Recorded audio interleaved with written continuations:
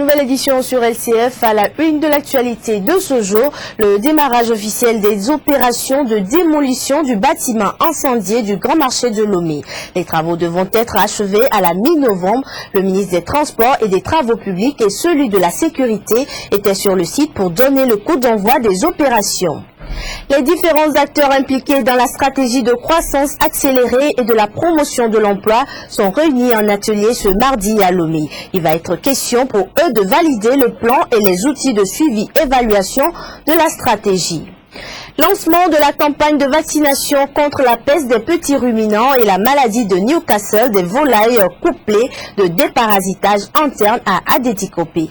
La campagne a été lancée par le ministre de l'Agriculture, de l'Élevage et de la Pêche, le colonel Kouro Koura Agadazi.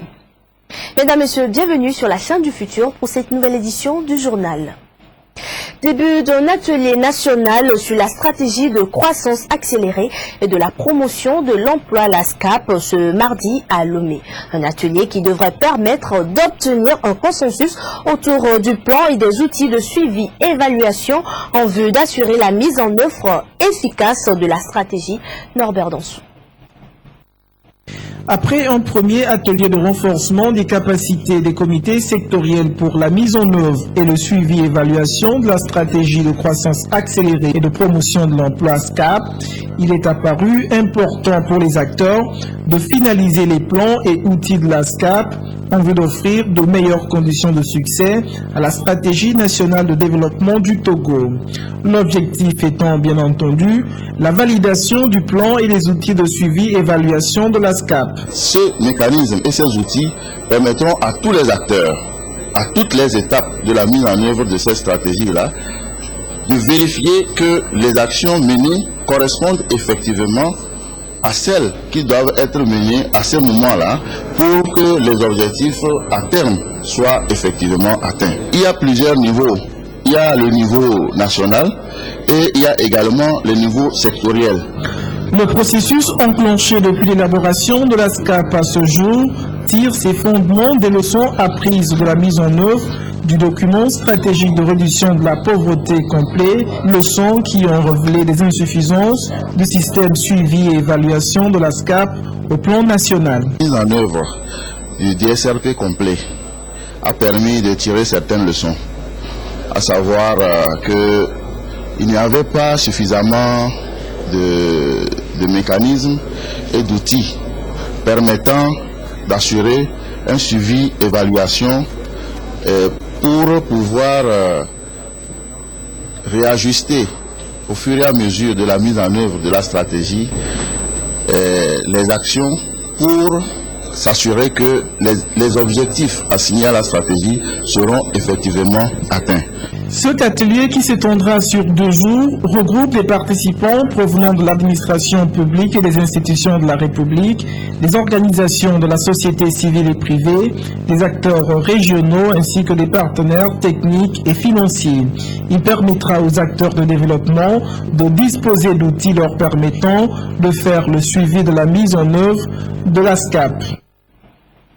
Toujours dans l'actualité, les opérations de démolition du bâtiment incendié du Grand Marché de Lomé ont débuté ce mardi. L'entreprise Seco BTP, qui a en charge ces opérations, se donne la novembre pour tout démolir et dégager les gravats. Les premiers coups de pelleteuse ont été donnés ce matin en présence du ministre des Transports et des Travaux publics et celui de la Sécurité et de la Protection civile, Samuel Nyaoui.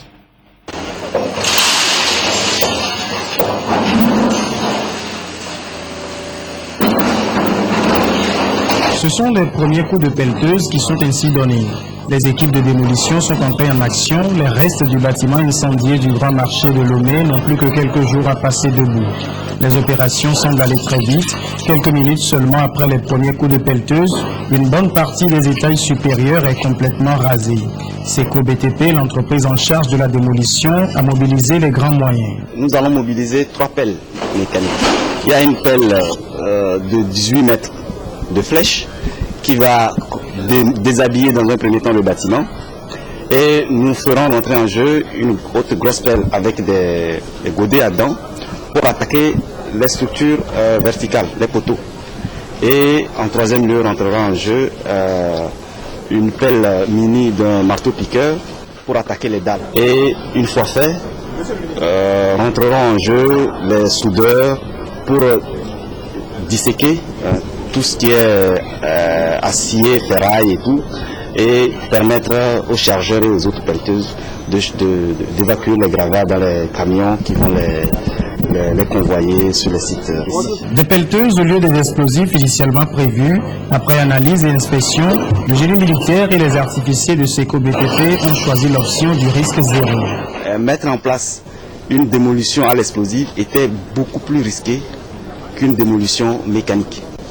Parce que, quelle que soit la nature de l'explosif qu'on aurait utilisé, les dégâts collatéraux, notamment l'onde de choc, étaient difficilement mesurables. C'est désormais une course contre la montre que va mener SECO BTP. L'opération de démolition va bloquer plusieurs jours, voire même des semaines durant, les activités de dizaines de commerçants dans les environs immédiats du bâtiment. Mais c'est un moindre mal face au risque que représenterait ce bâtiment s'il était laissé debout. Les autorités en appellent à la bonne compréhension des populations. Ce que je vais demander à nos populations, c'est la compréhension. Il ne s'agit pas d'être curieux, de vouloir aller au pied du bâtiment pour voir comment les travaux se font. Il faudrait peut-être accepter les injonctions des éléments de sécurité qui sont là pour protéger et les travailleurs et nos concitoyens. Nous savons que ça va les perturber beaucoup dans leurs activités. Et il y aura des nuisances en matière de bruit. Vous-même, vous entendez ce que ça produit comme bruit. Nous leur demandons de garder beaucoup de patience. Des efforts vont être faits pour que les travaux se déroulent très rapidement afin qu'ils retrouvent leur quiétude d'antan. Selon les prévisions, les travaux devraient être terminés au plus tard à la mi-novembre. La même opération est prévue à Kara, où le grand marché de la ville a subi également le même sort que celui de Lomé. La cérémonie de lancement de la campagne de vaccination contre la peste des petits ruminants et la maladie de Newcastle des volailles couplée de déparasitage interne s'est déroulée ce mardi à Adétikopé. Présidée par le ministre de l'Agriculture, de l'Élevage et de la Pêche, cette campagne va durer 4 mois. L'objectif est de réaliser une couverture vaccinale de 70% des effectifs des ovins, caprins et volailles sur toute l'étendue du territoire national. Le Togo accuse un déficit en alimentation carnée. Sur les 79 000 tonnes nécessaires pour satisfaire la demande, le Togo ne produit que 40 000 tonnes de viande. Ainsi, le projet d'appui au secteur agricole PASA, dans sa composante 2, relance du sous-secteur de l'élevage, a retenu des actions urgentes pour soutenir les éleveurs. La vaccination contre la peste des petits ruminants, des ovins, des caprins et la maladie du Newcastle devient donc une nécessité. Les éleveurs nourrissent des attentes pour cette vaccination. Pour notre élevage, nous avons besoin de médicaments pour les petits ruminants, leur nourriture et les coins d'eau, et surtout les brouettes pour pouvoir évacuer les fumiers nécessaires aux cultivateurs. Ce sont des besoins indispensables en plus de la vaccination de nos bêtes.